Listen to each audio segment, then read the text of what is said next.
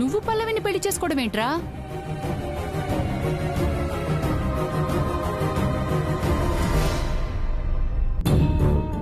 పెన్ని, ఈ విషయం మీకు రాత్రే చెప్పాను కదా.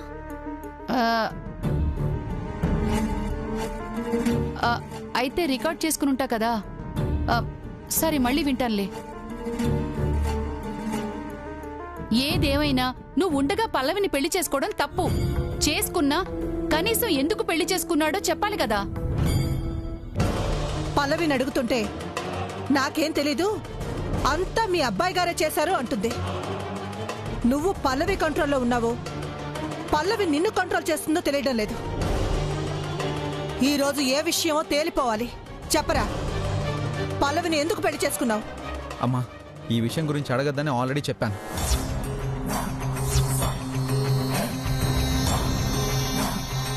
ఎందుకురా అడగొద్దు? ఇంట్లో నీ ఇష్టం వచ్చినట్టు చేస్తుంటే చూస్తూ ఊరుకోవాలా? అయినా ఇదేమైనా చిన్న విషయమో వదిలేయడానికి? ఒక ఆడపిల్ల జీవితానికి సంబంధించిన విషయం, ఈ ఇంటి పరువు ప్రతిష్టలకు సంబంధించిన విషయం.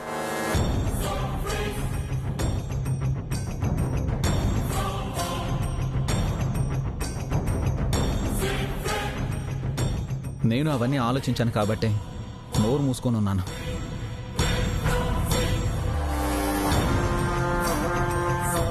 ఏం మాట్లాడుతున్నావురా? ఇంటి పరువు గురించి, ధరణి గురించి ఆలోచించేవాడివి అయితే ఇలాంటి పని చేస్తావా?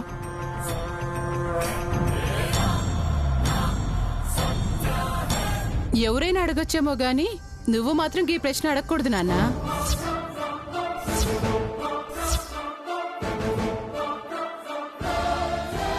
ఎందుకు అడగకూడదు?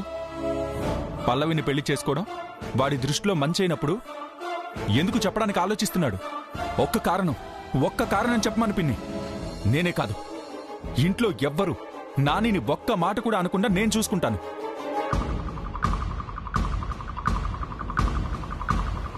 అంటే అందరికన్నా నాని గురించి నీకే బాగా తెలుసు కదా. ఏం చేసినా కారణం ఉంటుంది అంటావు కదా, అందుకే నువ్వు అడగాల్సిన అవసరం లేదంటున్నా. అదే ఏ కారణమో తెలుసుకోవాలని అడుగుతున్నాను సామ్రాజ్యం. నా కొడుకు ఈ పని ఎందుకు చేశాడో కారణం తెలియాలి. అత్తయ్య, ఎందుకిప్పుడు వదిలేయండి. వదిలేది లేదు ధరణి. ఇంతవరకు నీ మొహం చూసి ఊరుకున్నాను, ఈ రోజు మాత్రం ఊరుకునే ప్రసక్తే లేదు. చెప్పరా. చెప్పనని చెప్పాను కదమ్మా, ఎందుకు మళ్ళీ మళ్ళీ అదే అడుగుతారు? ఇంకొకసారి అడిగితే ఏం చేస్తావురా? ఇంట్లోంచి వెళ్ళిపోతావా? వెళ్ళిపో.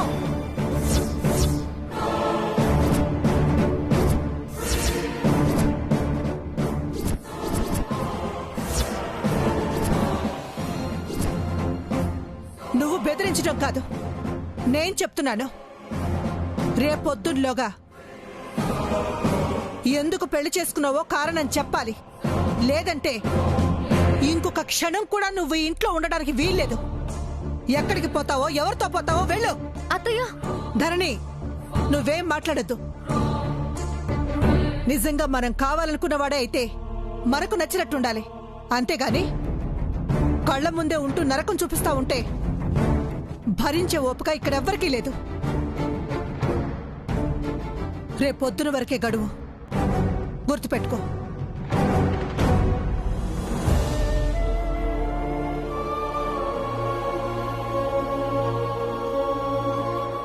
ఈ అక్షింతలు నా దగ్గరే ఉంటాయి. రేపు నువ్వు నిజం చెప్పి ధరణి వైపు నిలబడి ఆశీర్వాదం తీసుకోవాలి.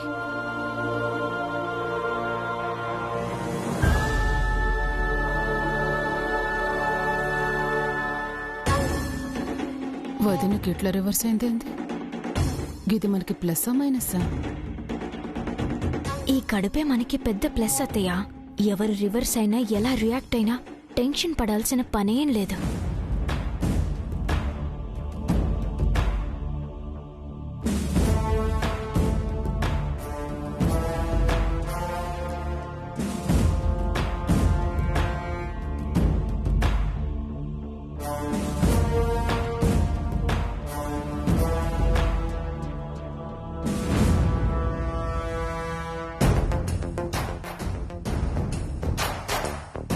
చెల్లి అత్తయ్య ఏమో రేపొద్దున వరకు గడువిచ్చారు.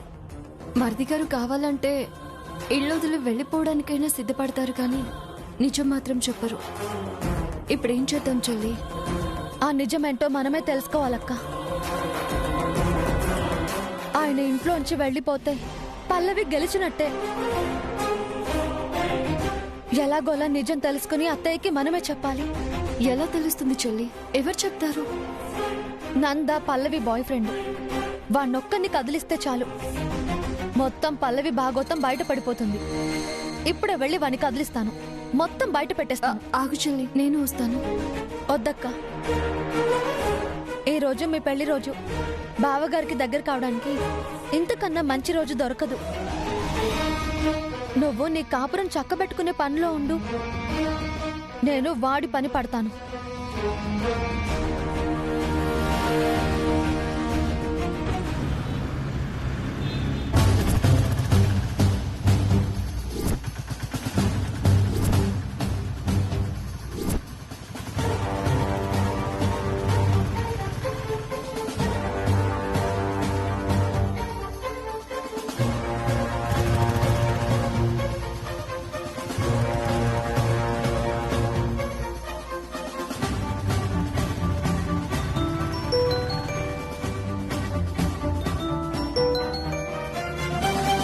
హలో అక్క, ఎక్కడున్నావు ఇఫ్టు? ఇగో గా పల్లవి బాయ్ ఫ్రెండ్ ఎక్కడున్నాడో తెలుసుకోమన్నావు కదా, ఆ పనిలో ఉన్నానక్క. అడ్రస్ ఏమైనా తెలిసిందా? అడ్రస్ అయితే తెలియదక్క. ఈడ భాగ్యనగర్ కాలనీలో ఉన్నాడని తెలిసింది, వాని కోసమే ఎతుకుతున్నానక్క. ఈ రోజు ఎలాగైనా వాడిని పట్టుకోవాలి లెఫ్ట్. నువ్వు వెతుకుతూ ఉండు, నేను వస్తున్నా. అట్నే అక్క. సరే.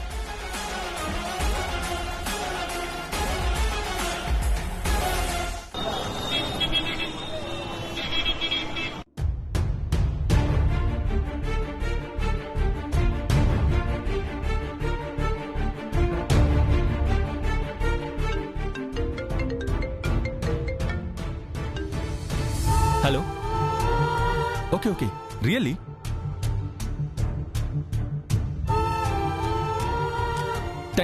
Thank you very much. నేను ఇప్పుడే చెక్ చేస్తాను.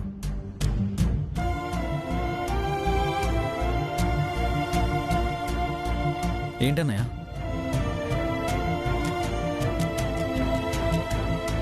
మనకి నేషనల్ హైవేస్ ఎక్స్టెన్షన్ ప్రాజెక్ట్ వచ్చింది Nani.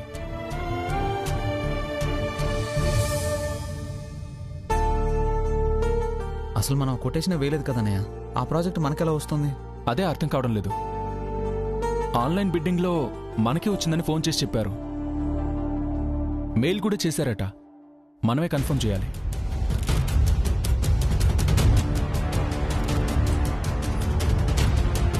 Yes, we got it. కానీ ఎలా? మనం బిడ్డింగ్ వేయని ప్రాజెక్ట్ మనకెలా వచ్చింది? మనకు తెలియకుండా టెక్నికల్ టీం ఎవరైనా వేసుంటారా? ఛాన్స్ లేదు నాని. ఆ టైంలో మన టెక్నికల్ డైరెక్టర్ మీద కోర్టులో కేసు నడుస్తుంది కదా. రూల్ ప్రకారం ఏదైనా కంపెనీ మీద కోర్టు కేసు నడుస్తుంటే ఆ కంపెనీకి బిడ్డింగ్లో పార్టిసిపేట్ చేసే అవకాశం కూడా ఉండదు. అలాంటిది ఏకంగా ప్రాజెక్ట్ ఎలా వచ్చిందంటే ఇట్స్ జస్ట్ ఎ మిరాకిల్. అన్నయ్య, కానీ ఎవరు కొటేషన్ వేయకుండా అయితే రాదు కదా. అదెవరు?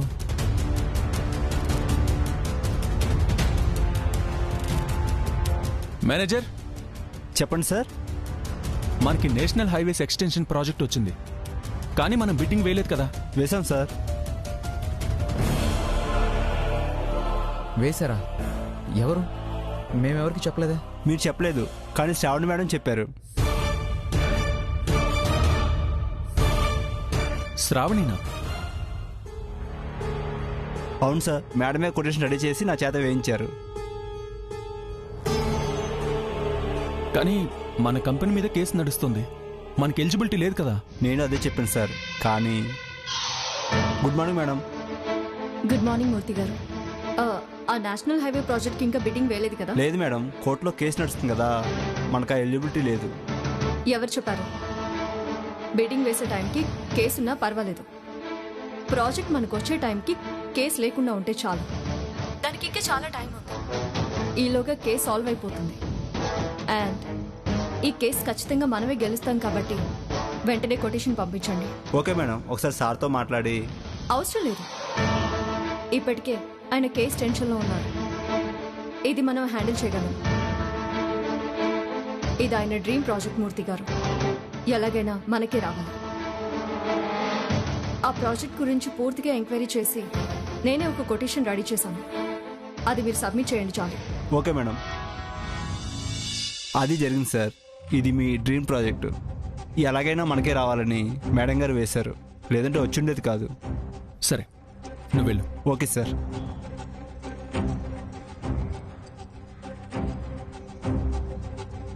ఇది మన డ్రీమ్ ప్రాజెక్ట్ మాత్రమే కాదు నాని, మన కంపెనీని మార్కెట్లో నెంబర్ 1 చేసే ప్రాజెక్ట్. శ్రావణి చాలా గొప్ప పని చేసింది. She did a wonderful job.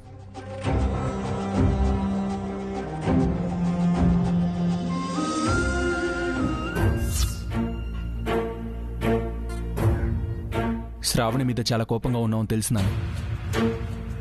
తను చేసినవన్నీ మర్చిపోలేకపోతున్నావు కదా? నేను మర్చిపోలేకపోతున్నాను. అందుకే ఇంకా మనసు విప్పి మాట్లాడలేకపోతున్నాను, మొహంలోకి చూడలేకపోతున్నాను. అలాగని ఎప్పుడో చేసిన తప్పుల్ని తలుచుకుంటూ ఇప్పుడు చేసే మంచిని మెచ్చుకోకుండా ఉండలేం కదా. తను ఒక్కప్పటి శ్రావణి కాదు నాని, ఇప్పుడు మారింది. అదైతే మనం అంగీకరించాల్సిందే. నువ్వు ఉదయంతో సంతోషంగా ఉంటే ఈ లోకంలో అందరికన్నా ఎక్కువగా సంతోషించేది నేనే అన్నయ్య. కానీ ఆవిడలో వచ్చిన మార్పు కూడా ఇంకో సమస్యకి కారణమైంది.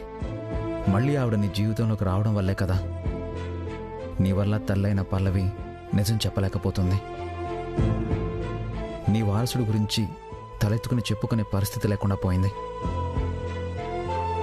ఆవిడ చేసే మంచి కూడా మన కుటుంబానికి చెడే మిగులుస్తుందన్నయ్య.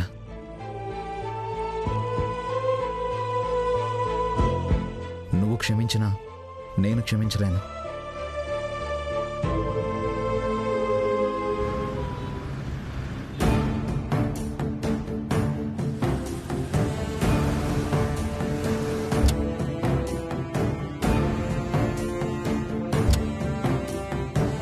రా అక్క. వాడి గురించి ఏమైనా తెలిసిందా? లే అక్క, ఫోటో చూపించి చాలా మందిని అడిగినా ఎవరూ తెలవదంటున్నారు. కానీ వాడు ఉండేది ఇదే కాలనీలో అక్క. అవసరమైతే ఇంటింటికి పోయి వెతుకుదాం. ఈ రోజు మాత్రం వాణ్ణి పట్టుకోవాల్సిందే. పల్లవి నాటకానికి ముగింపు పలకాల్సిందే. వెతుకుదాం పద. పదక్క.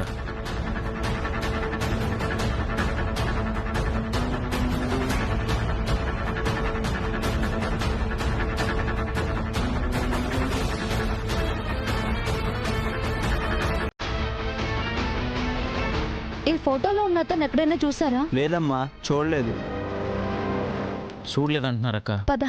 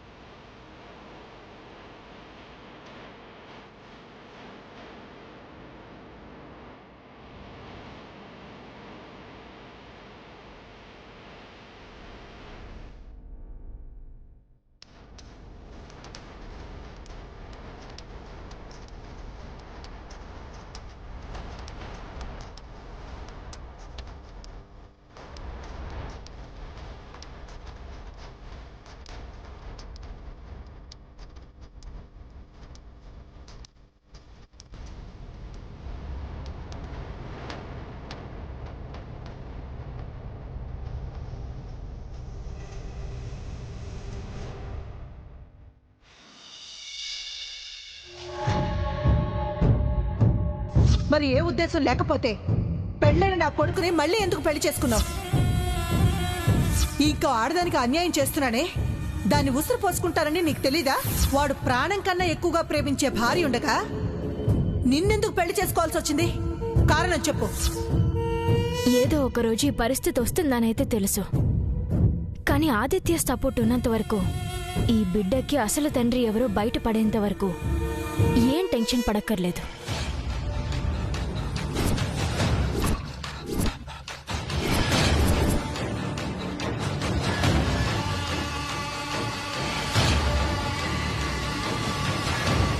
కానీ నిజమేంటో బయట పెట్టాలని ధరణి చాలా గట్టిగా ప్రయత్నిస్తుంది.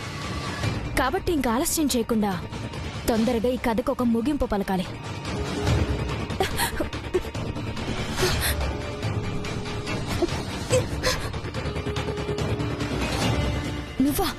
నువ్వేంటి ఇక్కడికి వచ్చావు? ఎవరైనా చూస్తే కొంపలు అంటుకుంటాయి.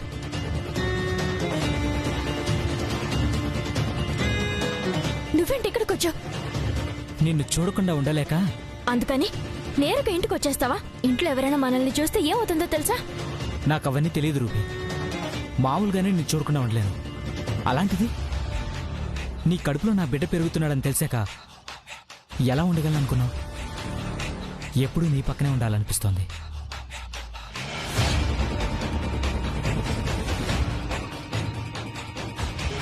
అప్పుడు నా ప్లాన్ మొత్తం పాడై నేను ఇంట్లోంచి బయటకు రావాల్సి వస్తుంది. కొద్ది రోజు లోపలికి పట్టమని చెప్పాను కదా. ఇంకా ఎన్నాళ్ళు? ఆల్మోస్ట్ కథ క్లైమాక్స్కి వచ్చిందనంతా. ఇప్పుడు మనం జాగ్రత్తగా ఉండకపోతే ఇన్నాళ్ళు నేను పడ్డ కష్టం అంతా బూడిదలో పోసిన పన్నీర్ అయిపోతుంది. నా పగ అలాగే మిగిలిపోతుంది. నిజమే, కానీ ఇంతకు ముందు నువ్వు ఒక్కదానివే. కానీ ఇప్పుడు బేబీ కూడా ఉంది కదా. ఏదైనా తేడా జరిగితే ఇద్దరికీ ఏమవుతుందని భయంగా ఉంది. మాకోసం నువ్వేమీ టెన్షన్ పడక్కర్లేదు. నేను చూసుకోగలను. జాగ్రత్తగా ఉండాల్సిందే నువ్వే. నేనా? నాకేమవుతుంది? నీకేదో అయిపోతుందని కాదు, నీ వల్ల ఈ నిజం బయటపడకుండా ఉంటే చాలు. నేనెందుకు బయట పెడతాను? ఈ నిజం తెలిసింది నీకు నాకు మాత్రమే. ధరణికి మన మీద అనుమానం ఉంది కాబట్టి ఎలాగోలా బయట పెట్టాలని చూస్తుంది. ఎట్టి పరిస్థితుల్లోనూ బయట పడకూడుతున్నందా.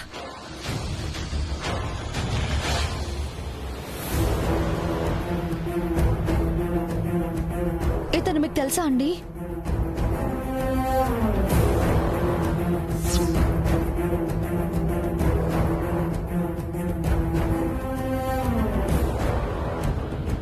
తెలీదండి. చక్కగా చూడు భయ్యా, ఈయనే ఆడో ఉంటాడంట. లేదండి, ఈ ఏరియాలో ఎప్పుడు చూసినట్టు కూడా గుర్తులేదు. థ్యాంక్స్. పద. పదక్క.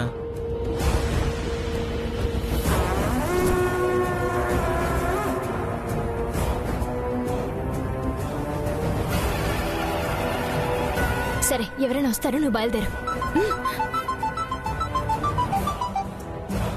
హలో, చెప్పరా.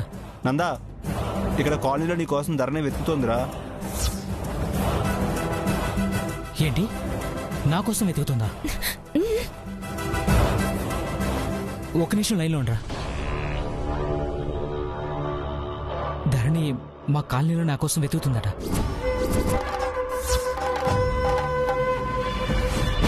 నేను చెప్పాను కదా, దానికి మన మీద డౌట్ ఉంది. నిన్ను పట్టుకుని నిజం తెలుసుకోవడానికి ప్రయత్నిస్తుంది అని. ఇప్పుడేం చేద్దాం పల్లవి?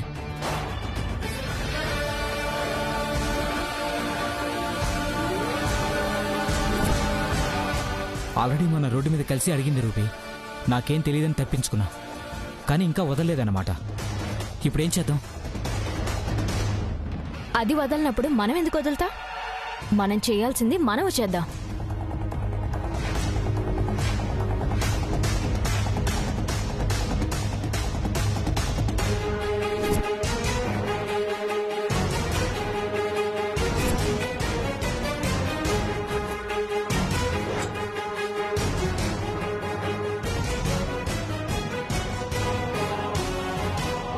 Super idea.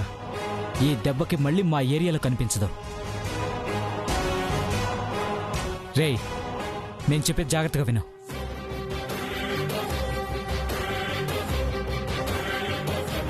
సరే, అలాగే చేస్తాను.